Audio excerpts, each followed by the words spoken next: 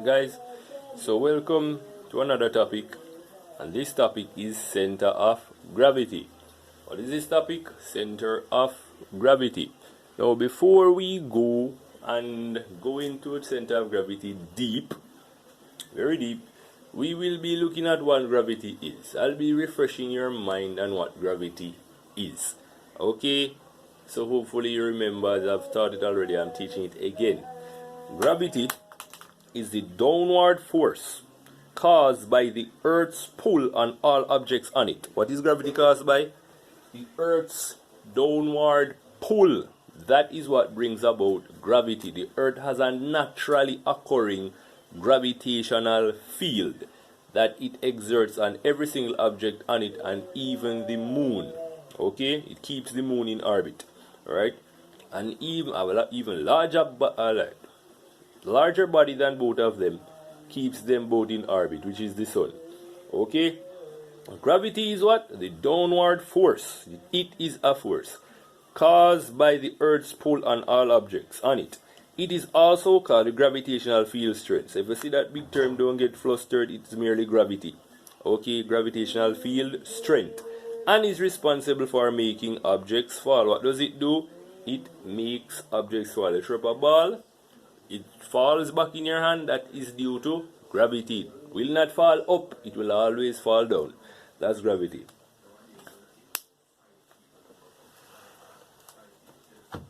When gravity pulls on an object towards Earth, it always appears to pull those. So all of that above is the definition of gravity, not the center of gravity. Remember, say center of gravity where I do. I just gave you the definition of gravity so you know where we are come from, because that not the past already. When gravity pulls on an object towards Earth, it always appears to pull at the same point on the object. It doesn't act all over the object. It seems to pull on one central region, right? And that region is not something that you can see. It is not something that you can directly look at, but it is something that you can measure, right? And it is called the center of gravity. It's called the what? Center of gravity. And though we display it using diagrams, you must understand that it is not something that you can take your two eyes and see. You can measure it. You can do experiments, which you will do in one of your labs, to find the center of gravity of irregular objects. But you must understand, it is something that cannot be seen, but it can be calculated, it can be determined. Okay, but you can't see it. It's like, for example, it's like the Greenwich Meridian, right? All of those cardinal points on a map, right? And the equator. You can't see the equator. The equator is an imaginary line. Yet still, you can find where the equator is by calculation, which they do a lot in geography. Okay? Alright, so let's define the center of gravity. Alright? Let's define the center of gravity. We know already that the center of that gravity acts on the center of an object, right? We know that. The point in which the gravity acts is called the center of gravity. We know that gravity also, really and truly, right, causes weight, brings about weight. We know all of that. It must be understood that this definition that I'm going to give to you must be in your head, must be in your mind, and you must be able to appreciate them. The center of gravity is defined as the point at which the pull of gravity acts on the mass of a body. So mass is unchangeable, as I taught you, right? Mass, weight can change. If gravity is not at a specific area, there will be no weight. There will be no weight, for there will be no downward pull. And weight is also a downward force, because weight comes by virtue of gravity, which I taught you when you were calculating weight, right? Which is the same thing as calculating force, right? Where there is no gravity, there is no weight. In space, an astronaut in deep space is weightless. He will float around, he will not fall. There is no gravity there. Okay? When you come on Earth, there will be gravity, therefore that astronaut will fall on planet Earth if he jumps off a building, right? this point at which the pull of gravity acts on the mass of the body. So a person's mass cannot change. Mass is what you're composed of. All of the atoms, we make the blood and the bones and so forth. It's what you are composed of. That cannot be changed. The point at which the pull of gravity acts on the mass of a body. And that is not the human body merely. That body there refers to any object. Okay? Get that together when you're doing physics. Alright? The total weight of the body acts here. So what you must understand, and it is underlined, that at the center of gravity is where the total weight of something acts. You must appreciate that. If you want to find the weight of an object, you can do so by determining it, by utilizing its center of mass. Right? By utilizing its center of gravity. Center of gravity can enable you to find weight, as you would have seen in many of the moments calculations that we have done. The total weight of a body acts there. There is something else that you must be aware of. It is called the center of mass. The center of mass is basically similar to the center of gravity, right? But not in all cases. But that is for higher level physics. At this case, you can use them interchangeably. Center of mass, center of gravity, they are the same thing in this level of physics, but not when you go higher. Center of mass, point at which all the mass of a body is concentrated. The center of gravity acts here. The center of gravity acts where? Right there at the center of mass. Anywhere the total mass of something is concentrated, the point in that object where the total mass is concentrated, the center of gravity automatically will be found there as well. You must appreciate that. Alright, so the center of gravity stays in the same position on the object, right? The center of gravity, we must understand something. The center of gravity stays in the same position on the object. When you have an object, and here we have some setups, one object, right? We'll be looking at it, it's one object, but it is turned at different angles, alright? The center of gravity stays in the same position on the object, and the weight acts through it, no matter its orientation. So what happens? The weight acts through the point of the center of gravity, right? The weight, if you have a point, we'll be looking at it, the center of gravity, when it is found, you must understand that the total weight of the object is acting right through that point, which is what the center of gravity is. The point would be the center of gravity, where the total weight is acting, right? The weight acts right through that point. You must understand that, and it acts in a downward direction. The center of gravity stays in the same position on the object, and the weight acts through it, no matter its orientation. What does that mean, no matter its orientation? Well, orientation literally means position, alright? No matter if I have the thing positioned like that, G, which means gravity, center of gravity, or you can call it COG, right? COG, center of gravity, right? COG. That point there is where the total weight W is acting. If I take the thing and turn it on that side and use that side as the base, G is still the same place and it is acting downward, right? As weight. Same object just turned on its different sides. Its orientation, it's changed. Okay, orientation means literally the position that you are. Right? Here we have it in another position. G is still located in the same place and it's acting downward again. So you see that no matter the orientation of an object, the center of gravity really and truly will not change. Okay? Will not change. The only thing that can cause a change in the center of gravity of an object, right, is literally by you taking away part.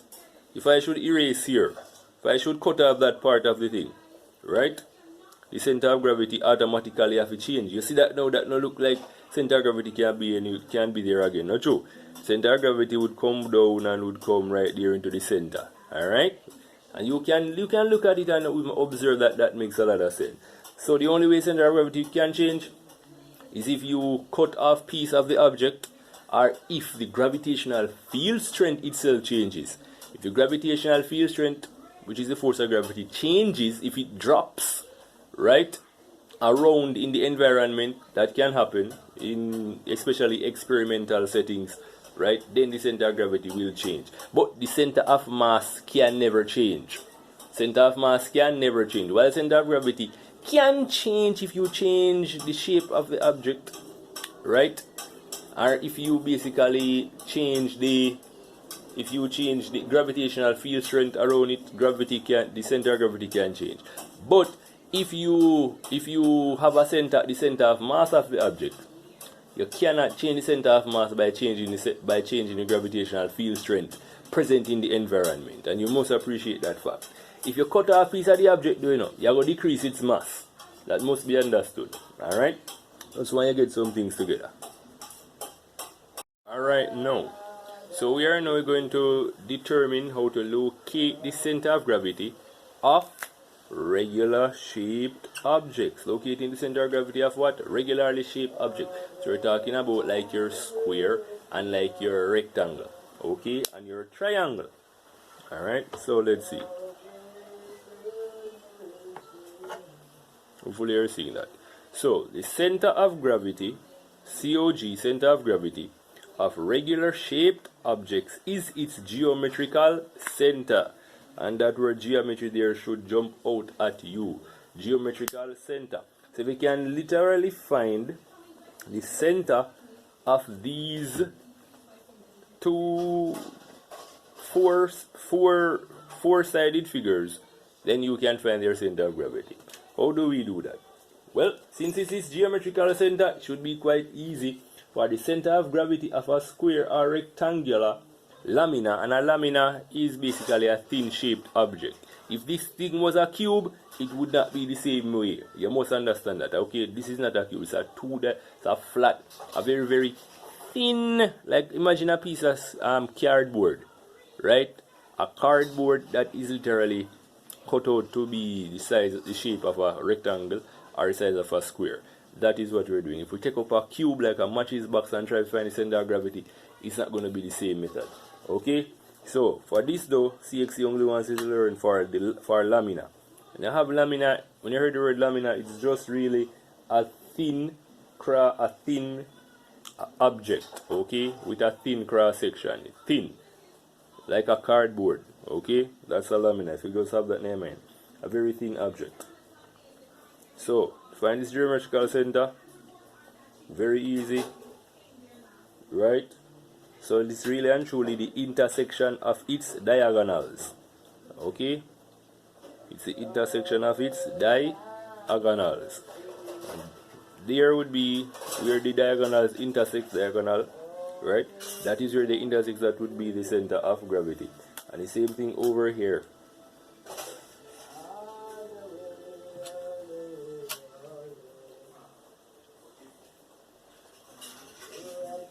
Alright? That is your intersection right here, looking like the Jamaican flag. That right there would be the center of gravity for a square and for a rectangle. Now we're going to look on how to find the center of gravity for a triangle. Right? And it's the same principle. It is a regularly shaped object, therefore its center of gravity is its geometrical center as well. So let's see, we have an equilateral triangle right here. So we can draw one triangle with its sides equal, and even if it was a scalene or an isosceles or whatever, it would be the same principle. Okay? Alright, so we have it there. The center of gravity of a triangular lamina is the point of intersection of the line which joins the vertices. Alright, so vertices 1, vertices 2, vertices number 3. Let's label them. D, A, B. Alright, we're labeling them D and B. D, A, B.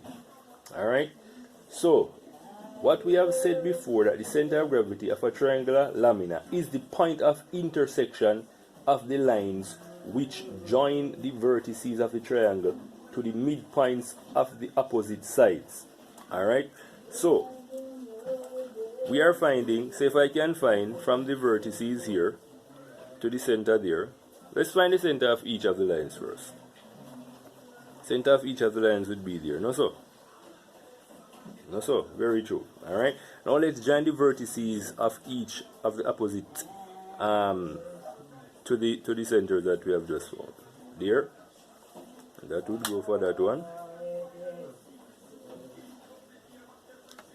And the vertices is really and truly like the apex of something, or its highest point, or a point where the lines meet. Okay, that's the vertices. They converge right there.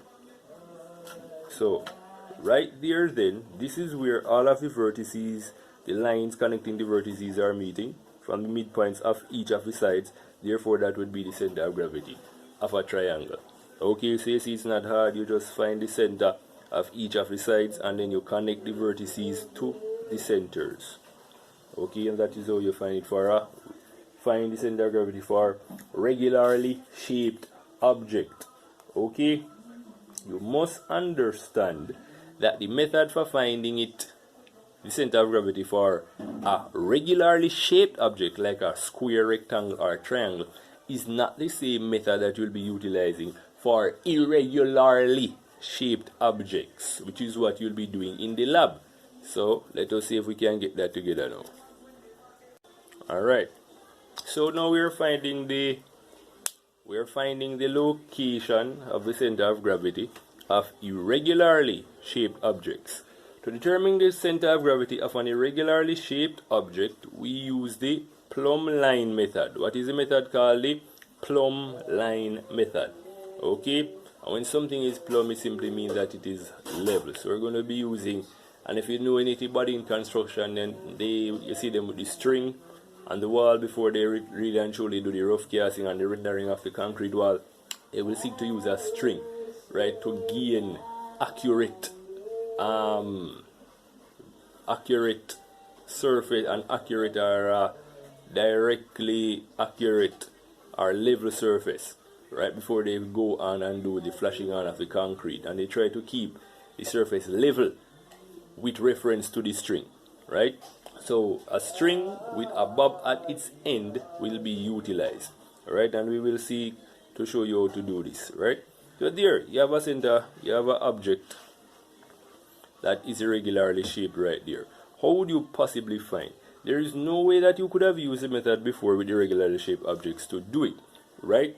You could use a very tedious method by trying to balance the thing on your finger, right? All over it, put it here, save your balance, put it there, save your balance, put it there, save your balance, put it there, save your balance on your finger to try and get it steady. That is a very tedious method. You would not want to use that method. So use a plumb line method. So we get a retard stand, and this you'll be doing in your lab, right? We get a retard stand, right? We basically take the object, we bore a hole in one of its sides, and the hole must be big enough for a nail to freely swing, to go right through it. It must not be stuck onto the nail. It must be a hole open enough that it can freely move on the nail. Alright, so you cut a hole through it and push it right through the nail that would be held in place on the retard stand, right? So it would be anchored through the nail and it would be freely easy to move. You would then take a string and put on that nail, and the string would have a bob, like one of those slotted weights that we have there, and obviously it would be attached. The bob would be attached right there, right?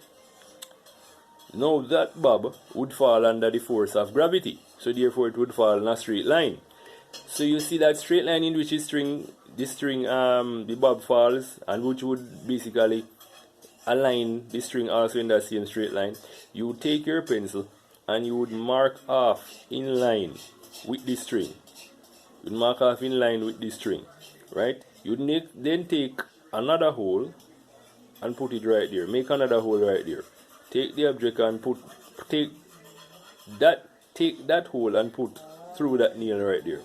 And then now, obviously, you would therefore get the string again at a certain position, and you would mark off the string, right? Another hole would be put there, and you would do it again, and you would mark it off right there. You would be taking the approximately three holes on the object, take the holes, putting them through the nail, right, which would be freely loose, and really and truly any direction in which the string will always fall downwards because it has a bob, a metal bearing on it or something at the end that will fall under gravity in a straight line. That plumb line there That is why it's called a plumb line. A plumb means steady or stable or balanced. That metal piece of metal is what is going to give you that straightness, that direct reference point that you can mark off on your cardboard, right, or your lamina. So when you do that now, you would have something looking like this. After you remove it, you would have something with the 3 holes there, right? That is what you would have. This point right here where they intersect would be the center of gravity, and it's pretty easy, pretty quick and efficient, and each student will be getting their piece of cardboard come the time when school reopens, and they'll be getting to do this lab, okay, without going around the corner. Everybody have to do this lab. Everybody have to have them own a piece of cardboard. Everybody have to carry it out themselves. No sharing of this, guys. So now we'll be looking and we'll be observing the center of gravity of everyday objects, right? Some common everyday objects that you might see around. I will be appreciating the position of the center of gravity as we do this, okay? So the first example that you have here, this is a wine glass, all right? So a wine glass, it's larger at the top than it is at the bottom. Therefore, you would surmise that the greater amount of mass would be up here. And if that is so, then the center of gravity would also be towards where the larger mass of the object is, right? And that is quite so.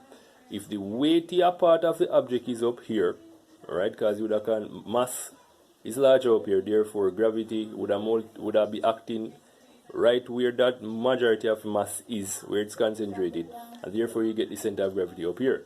Therefore the center of gravity would be located in the same place where the object is most weightiest, okay? And the lamp, the setup is different. It's a different shape object, but yet the principle is still the same. Look on this lamp. Where is the larger portion of the lamp? Obviously it is not at the top like in the wine glass, but it is here at the base. Therefore, if at the base of the object, that is where the larger portion of the mass is, it was not so on this kind of object, but on this object it is so. The greater portion of the mass is here. Therefore, it will be weightier at the base. The base of the lamp would be weightier, not up here. If that is so, then the center of gravity would be located towards the base. Alright? So this information is very pointful towards that. Alright, and the information is as follows. An object heavily weighted at the top has its center of gravity at or towards the top. An object heavily weighted at its base, example is lampstand. You also have examples of buses, cars. They will also have their center of gravity towards the base. Say, ask Mr. Miller, how come me supposed to know say car have center of gravity towards the base? If you check out the design of a car or a bus, the heavier parts of it, the engine, the chassis, right, all of its parts, the majority of its heaviest parts are located at the bottom of the car. It's not located at the top of the car, obviously, and it is not located at the middle of the car, obviously. The heavier parts of the car are in its bottom, and the same thing for bus. They are at the bottom of the vehicle, okay? And when you sit in a small boat, you, by virtue of sitting in the boat, the heavier part of the boat will know, because you sitting in a small boat anyway, it will be at the bottom of the boat, right? So the center of gravity for these kind of objects will be at the bottom, where the larger part of the weight is. That is where the center of gravity will be acting, okay? Wherever the larger part of the weight is, or the majority of the weight, that is where the center of gravity will be. So you can observe objects around your room and you can ask yourself the question, where on this could the center of gravity be? Just observe it and you will see, you will be able to identify it, especially when they are irregularly shaped objects like these. Alright, so common objects that you might see in vehicles, okay? So as per continuing, we can now look, having seen how objects are shaped and where the weightier part is affects where the center of gravity will be, we can now look at something called stability and how the center of gravity actually affects stability. So imagine that sometimes we accidentally knock against a vase of flowers or even a lamp or something. It does not return to rest but topples over, right? And when we mean that it does not return to rest, it means that you bounce the thing and the thing doesn't fall back on its base, right, in its original position, but the thing drop down and fall over. And in falling over, it might even break in pieces. You know, the common things that all of us has done from we are little, push things down and they drop over and break, right? So that is the rest we're talking about. It does not return to its original position, all right? So if it falls over and topples over, right, that means that its equilibrium was disturbed. Now that has a lot to do with its stability. If it was more stable, it could really have taken a greater blow and not topple over. Not true? That makes a lot of sense. So let us define stability. The stability of an object is a measure of its ability to maintain its equilibrium. And you know, equilibrium, equi mean equal and librium means state. So it means a balanced state, right? As you have learned so far. So a stability of an object is a measure of its ability to maintain its equilibrium or to maintain its position, to maintain its state of rest or state of balance, and return to rest when it is displaced, meaning you push it or something or a force other than you, like the wind, pushes it. The wind brings force, yes, that's why it can tear over trees in hurricanes. Brings a force and pushes it, and really and truly turns it over, it topples over. If the thing is very stable, it will not fall over very easily. If it is unstable though, it will take not a lot of force to get it to turn over when you think you have left it there and it is safe. So the stability of an object is a measure of its ability to maintain its equilibrium and return to rest, original position, when it is displaced, meaning a small force or big force is given to it, to one side through a small angle. Meaning, say, you push it, that right there, stable, not true? Now move, not moving at all, right? But give it a small force, didn't fall, not true? Give it a bigger force, it topples over, right? So if it was very, very stable, like say for instance, like this, not falling over, so you would see that one of them is more stable than the other, right? Look at this, my marker. I cannot even get my marker to stand. Why is this? Right? Look at that. Can't stand. Because its design is design of it, and where the weight is located, and even the shape of its base, right, is of a design that is not really, that would lead it to be in a really unstable state.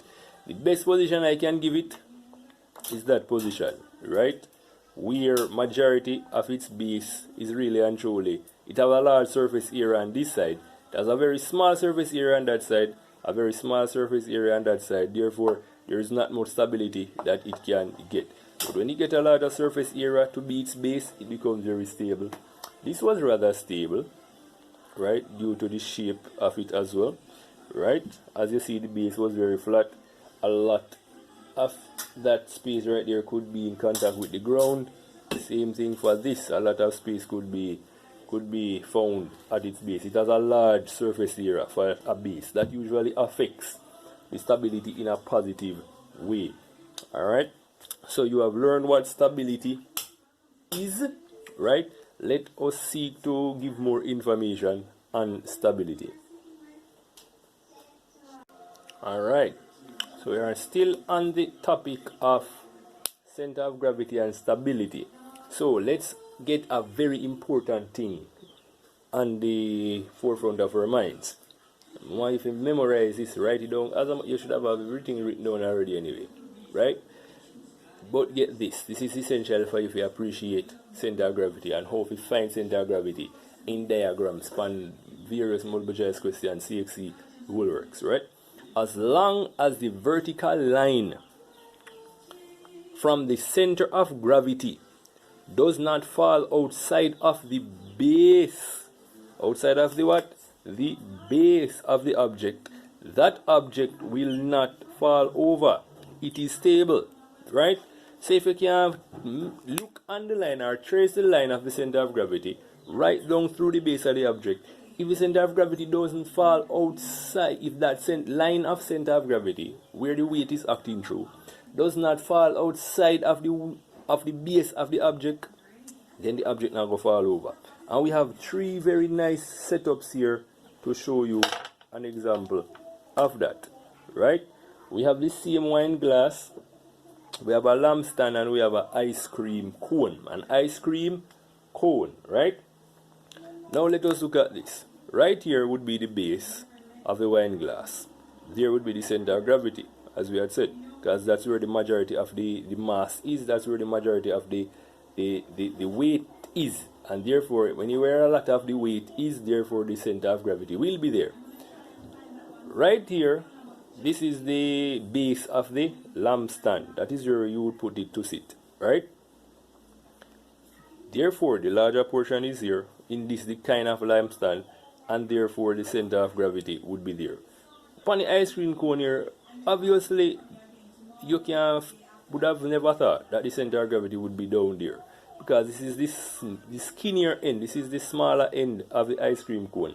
The bigger end of it, where a lot of its mass is found, is at the top, towards the top, right? Here's where the scoop of the ice cream would go. This one doesn't have a scoop of ice cream though, right? Just the cone where I look upon, right? Looking at this, the center of gravity would be there, right? But let us see if we can see where the center of gravity line passes through. You know, so it's a straight line, not a curve nor a bend line, so or so. It's a straight line. Always travel in a downward straight line, as you would have seen using the plumb line method, right?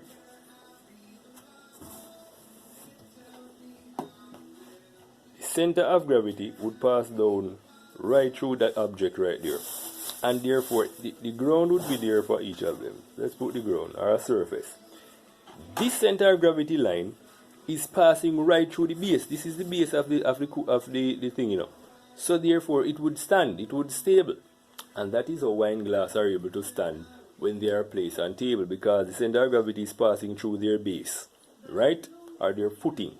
Okay? Here, this is it. This is the lampstand.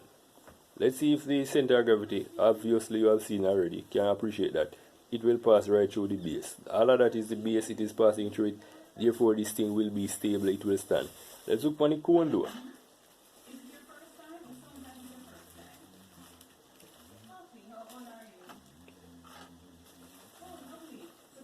Is it passing through its base? No, it is not. Not passing through its base. Let me show you. Right? It does not pass directly through its base, and therefore it will be a very unstable object. So these things are telling you, are showing you how these different shaped objects can actually gain stability. Alright, so let us look. We're gonna hopefully look on a few more examples. Alright, so in the setup right here we have a cone, right? A real life cone. Now in testing this theory, right, would have seen that this is the larger portion, right? Much larger than down here, and this is larger than up here, would have actually by common sense been the most weighty part. And if that is so, then the center of gravity would be somewhere up here, right? So we are going to try to see if we can actually balance this. And if the center of gravity, if it balances, that means that the center of gravity can pass through the base, right? In this setup. Let us see if we can do that. Not happening. Not happening at all. Because what? The center of gravity somewhere up here is not passing directly through the base. It may be going down in that direction right there, or in that direction down there, right? But it's certainly not going through the base. This little point right there, not a lot enough surface area, right? So let us see if we can use up here as the base and get it balanced, right? The larger surface area is. And look at that, it balances, it does not topple over, right? What is that saying? That is saying here that now the center of gravity can directly pass through the base of the object. It can directly pass through where? The base of the object. And by virtue of passing through the base of the object, it literally gets, now pen them now work today, how are going? It literally can now pass through the base. When the center of gravity can pass through the base of the object, right, then in that point in time it can automatically gain stability, and that is what is happening. It is passing right through the base of the object, right? So that is what is happening there. Therefore, we are seeing two things coming out in all of what we have looked at. We are seeing that the stability of an object depends on, one, the height of its center of gravity above its base, right? How tall the center of gravity is from the base of the object, or how near the center of gravity is from the base of the object. If it is near to the base of the object, you say that it has a low center of gravity, a low center of gravity, right? If it is far above from the base, then you say it has a high. It has a what? High center of gravity. If objects that have a high center of gravity, they usually have an unstable equilibrium, right? They usually have an unstable equilibrium. Example, when this part was used as the base and the center of gravity was, and the base was up here, right? When the center of gravity was up here, rather, and the base was down here, we saw that this thing had a very unstable equilibrium, because look, center of gravity is somewhere here, and look how far it was from the base when this end was used at the base. So the thing just couldn't stand. It was very unstable, right? Very unstable.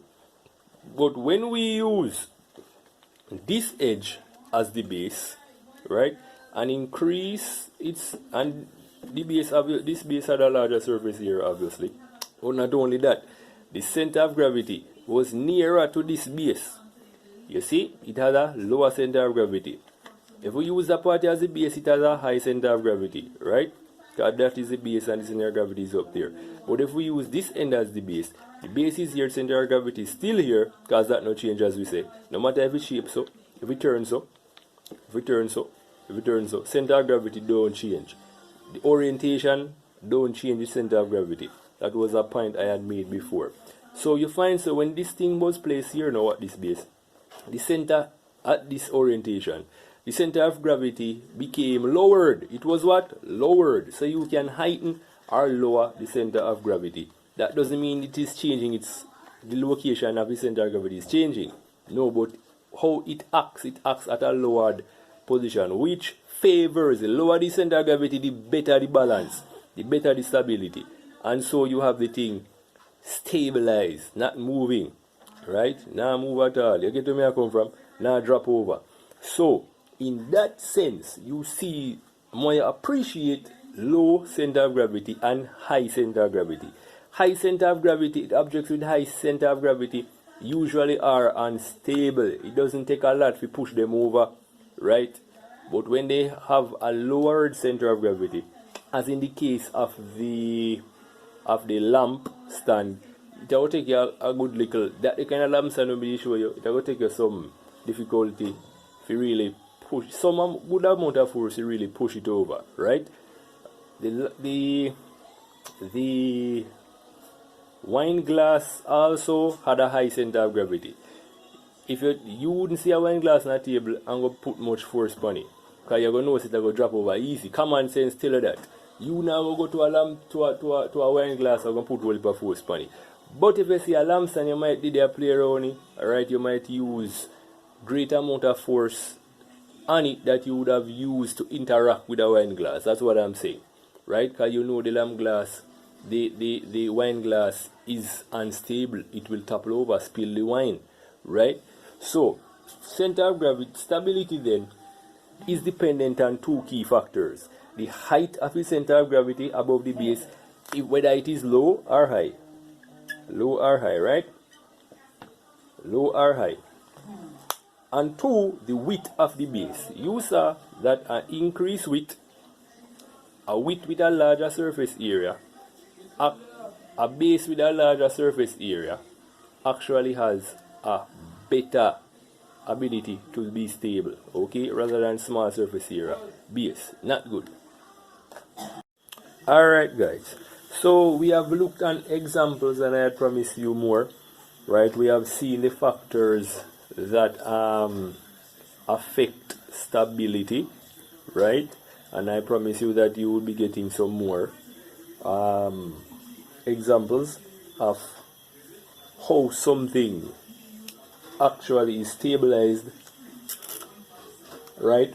And how really and truly when a force is applied to something, especially a force that causes a tilt, how that thing either will come back to a state of rest and fall back on its base, or it will topple over and drop, right? So in these cases we have three different scenarios of a certain square shaped object that is tilted different angles, right? It is tilted at different angles. It's not important to know the different angles, right? Just know say we are tilting them. We have a no tilt situation. No tilting is done here. Slightly tilted. The tilt is increased. So say for instance we take this and we put it like that. We tilt it up, right? Like you would take a bottle, right? And you would tilt it up. Good. So it was there, it was balanced first, and then you tilt it, and you tilt it, and then you obviously if you go so far tilt, then we drop let go that it would drop on its side. Right, so those are the situations that we're trying to bring about, so you can see better how even the moments of a force actually is incorporated within the stability of an object for it to either fall over, right, or it literally comes back to a state of rest and equilibrium is conserved. So in the no tilt situation, and we are saying the principle is still moments of a force and still center of gravity, okay? That governs, both of those govern stabilities. Center of gravity really are called shots, okay? So here we are the center of gravity in the middle, and it doesn't change. Center of gravity is at the same position every time, right? Although they're not drawn to scale, but you understand. So right here there is no tilting. No tilting has been done, it's just there sitting down. We see that in that situation that the weight acts vertically. The weight is acting vertically, right? And it's going right down through the center of gravity, and it goes right down through the base. Therefore, there is no turning effect here. There is no turning effect. Therefore, the equilibrium is stable. It's a stable equilibrium. It's at rest. Now we take it and we tilt it. We tilt it a little bit, right? So it is slightly tilted. Center of gravity is the same way. We see that when we tilt it like that, that here at F, that corner right here, that corner is that is now F. That acts as the fulcrum. That is the fulcrum, as me say. To know in videos past, you don't have to have a screw. You don't have to have something that is circular. You don't have to have a bearing to really and truly get a turning point. Even the edge of something can be utilized as a turning point, and that is the principle of how knife are used. The edge of the knife is actually turning point of the knife. Okay, so F acts as the edge, F acts as the fulcrum, right, or the apex, and F, the thing is now turning about F right there, right? We see that the center of gravity is still acting downwards vertically through the base. So see the base here? Still the base there, so, right? So it's still acting down through the base, and as you are learning in the previous example, that from the center of gravity is going down through the base, it not go drop over. It's not going to drop over. So that actually is true for that force that is seen there, that center of gravity going down still through the base, a anti-clockwise movement comes about and causes the thing to regain stability, and it falls back on its base. Doesn't topple over and drop over like that, right? It falls back on its base. Alright, just because center of gravity is acting still through the base. Okay, in example C, so that's A, that's B, that's C. This is no tilt, slightly tilted, and this is the tilting increase. So we take it and we tilt it a little bit more. Now we see that the fulcrum F still F. We see that now the center of gravity is acting directly through F. And it's by a little small margin, same barely still I work through the base. Right there, at the base, that him I work through now. Imagine that, right there, barely through the base, right? So it is in this case just balance. It is what? Just balance. In just balance. So this gain back stability, right? He will gain back stability because the anti-clockwise movement will eventually come. Although it's just balance now, people. Is it like you balance something on the edge? Right? At that state there right now, in just balance. Right? Because the center of gravity is still act through the base. Now we come to example D, where the tilt is increased even further. It is tilted even further. What do you think of that? Observe the diagram. What is happening there? What is happening there? Pause, observe, put your hand on your chin, refresh. Well, run the video again. You are seeing that the center of gravity is acting outside of the base. It is acting outside of the base. Here is the base. Base there, base there, base still there, right? Base still there. You are seeing that the center of gravity was acting through the base there. Stability is gained. No tilt anyway. Stability is regained after the tilting is done because the anti-clockwise movement come and cause him to fall back on his base. It is just balance, yet the anti-clockwise movement will come again, right? And pull him back down in that direction and fall back on his base. Here though, the center of gravity is acting outside of the base, and that causes, guess what? It will go topple over. It's going to topple over because a clockwise movement comes on that side and pull him over. You understand where I come from? So it falls over. And those are some fine examples, some very fine examples on how toppling over occurs and how the center of gravity is important to stability, and how actually the center of gravity is important for actually the design of objects, right? Especially vehicles. The reason why a racing car has a very large wheelbase, and it is a racing car large wheelbase and it is usually flat, is because the wheelbase allows him to have a larger base. As you know, the size of the base, right, the width of the base, and the height of the center of gravity actually has a lot to do with stability. So you know, a race a car goes out high speed, 250 km per hour, the F1 car there, right? And you basically have it flying over, right, and crashing, lift up, because the breeze lift it up. If you lower the center of gravity, right, by making the vehicle very low, right, or putting the heavy objects at the bottom, right, that also does the trick, and making the wheel, you have lowered the center of gravity. And if you use wheels with large, you know, if you ever see them large, them extra large diameter tire they fat and large, and you can do no tire them where you send take out a car trunk as spare, right? Them large wheelbase tire there, right? Large are like about half of this, one this to all this. Yeah, so them tire the large, alright, probably from this to this, right? Larger the tire be, and you probably on the F1 car now about from this to this, you know. Yeah man, probably large. You can look it up on YouTube. Those increases the diameter of the base, therefore it will automatically be more stabilized because of the center of gravity have more opportunity to pass through a larger wheelbase. Okay guys?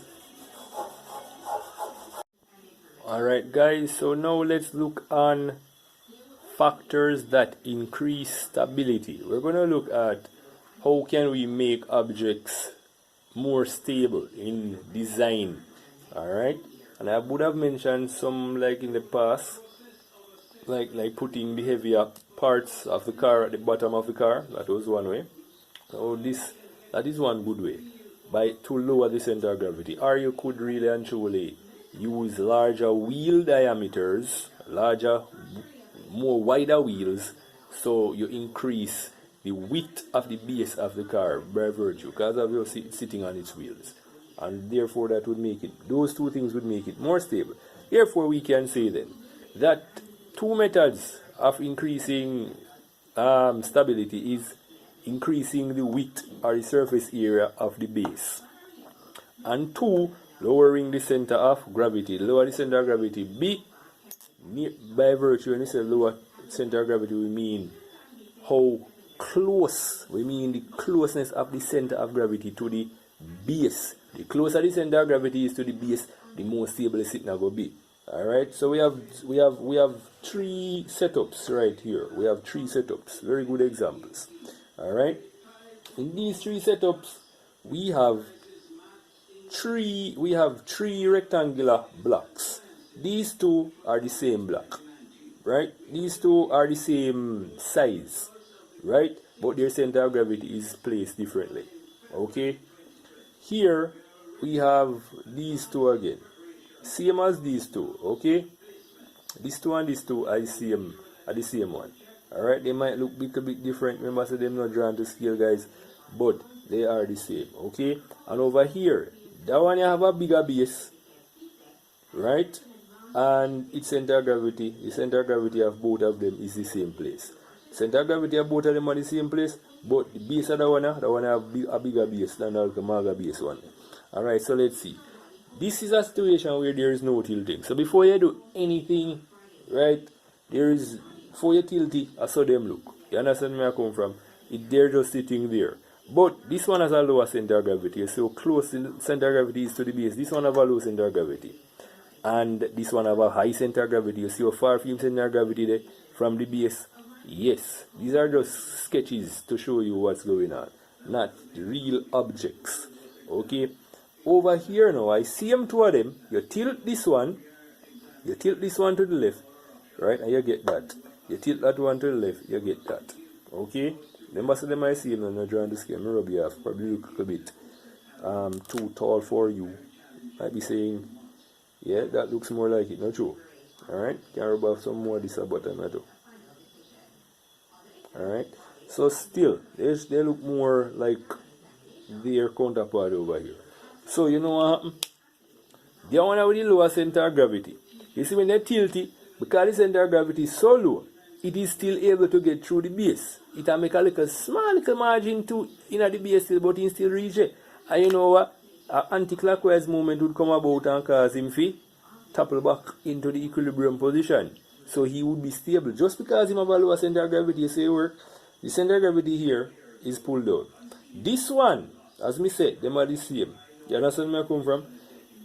The center of gravity is not low, near to the base, like in this case.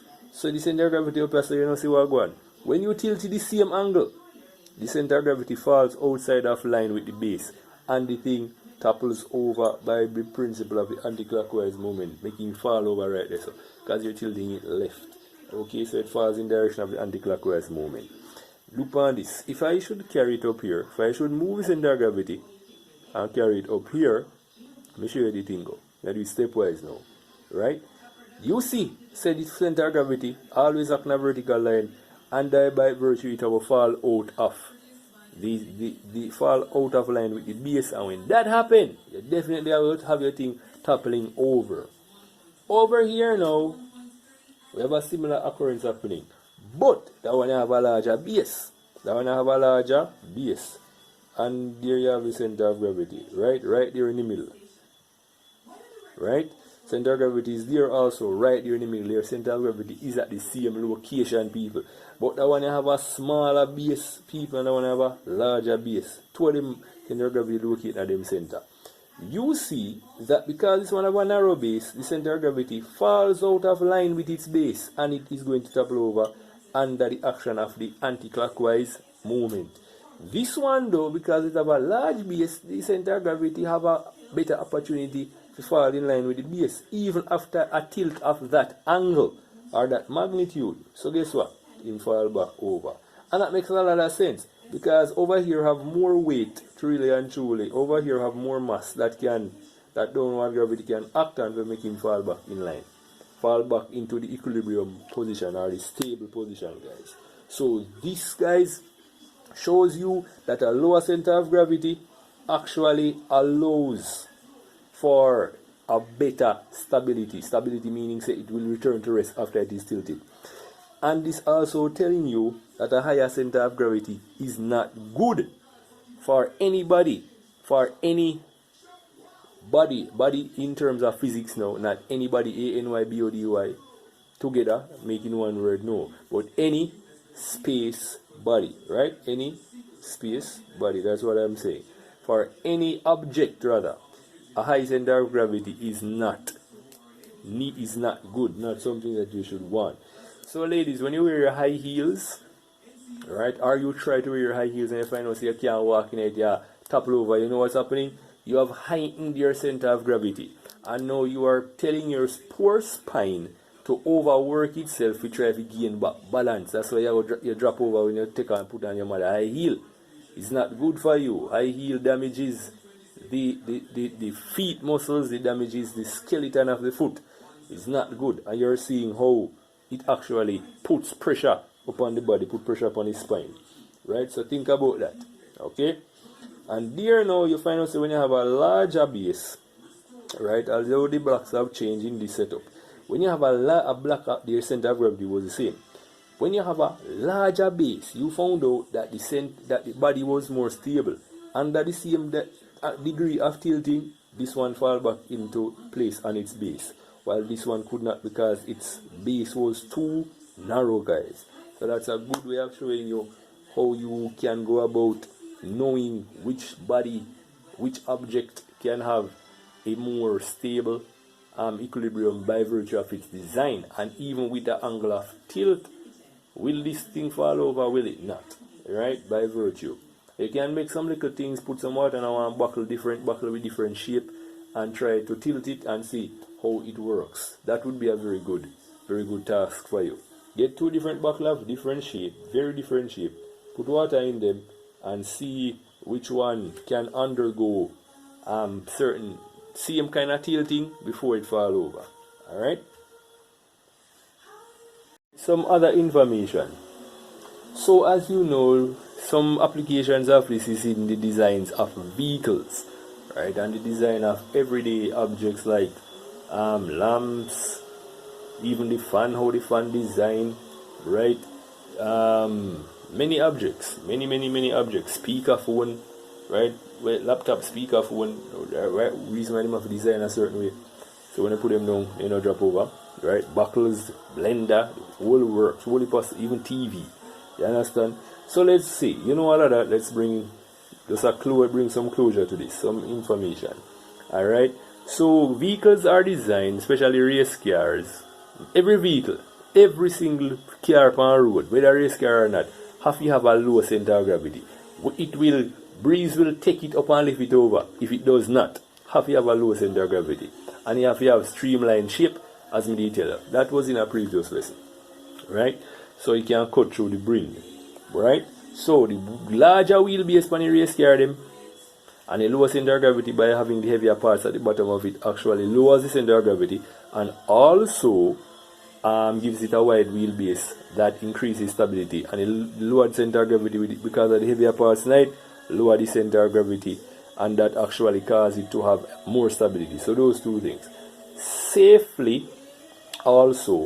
Safety is incorporated in that. So this thing have application as safety. And in the wearing of flat shoes, you ladies, rather than high heels, as we have said. Cars and buses can safely sway over at dangerous angles round corner in Jamaica due to their being manufactured with a low center of gravity by placing the heaviest parts of the vehicles closest to the ground or the bottom of the vehicle. Ships are also fitted with a heavy keel, K-E-E-L, right, in order that the center of gravity shall be as low as possible. When this is done, the ship will ride easier on the waves. Alright? If you never have the heavy keel at the bottom, go and look on Google Images to see what that is. We would ride it up and turn it over. Therefore, when you and others are in a small boat, everyone should not stand at once, but move with your body bent low. If you turn up straight on the boat, you will heighten the boat center of gravity.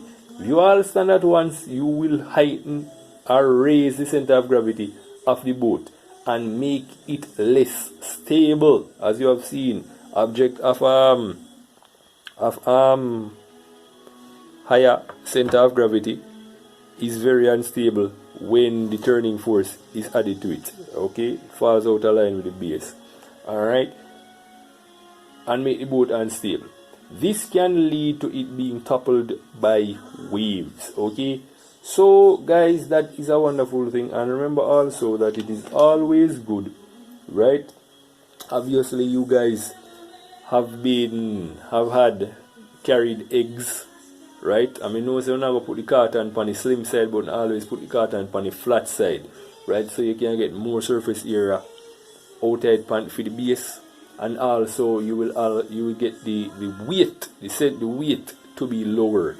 The lower the weight, right, or the lower the center of gravity, rather, the better something will be stable, and that will enable your egg carton not to fly out the egg them at the bottom when you carry them, not the box when you carry them is going over the hill, right? If you put it on the slim side, catch you up in the box on the slim side, that may not be the case. Okay.